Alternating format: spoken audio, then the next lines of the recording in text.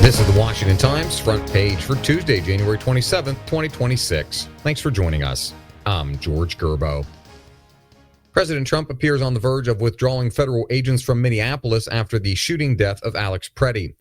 Border Patrol Commander Gregory Bovino is expected to leave Minneapolis Tuesday, according to the Associated Press. Trump and Minnesota Governor Tim Walz talked by phone on Monday, Susan Ferricchio reports.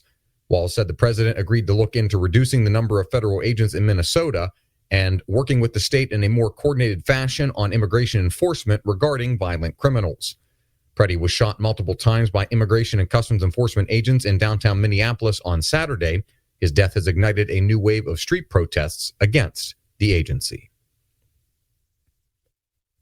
Federal judges have ordered the government to release migrants suspected of being violent gang members.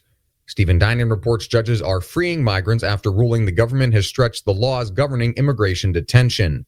Two recent cases in Nevada and Texas involve habeas corpus petitions, which are limited but powerful challenges to the government's authority to arrest and detain.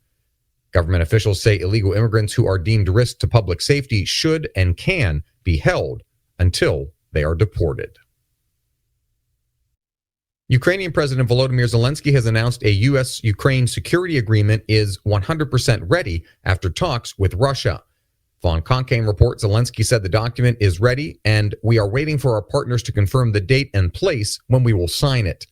The agreement would reportedly give Ukraine a 10-year security commitment from the United States aimed at deterring further aggression. Zelensky had pushed for a 50-year security guarantee.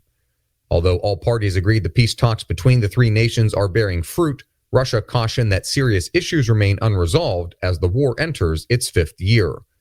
A major sticking point is whether Russia must give up captured portions of Ukraine's eastern provinces. Elon Musk's spending in the Kentucky Senate race is the clearest sign yet he's planning a return to the campaign arena for the midterm elections. Seth MacLachlan reports Musk's return as a mega donor boosts efforts for Republicans to protect their control of Congress.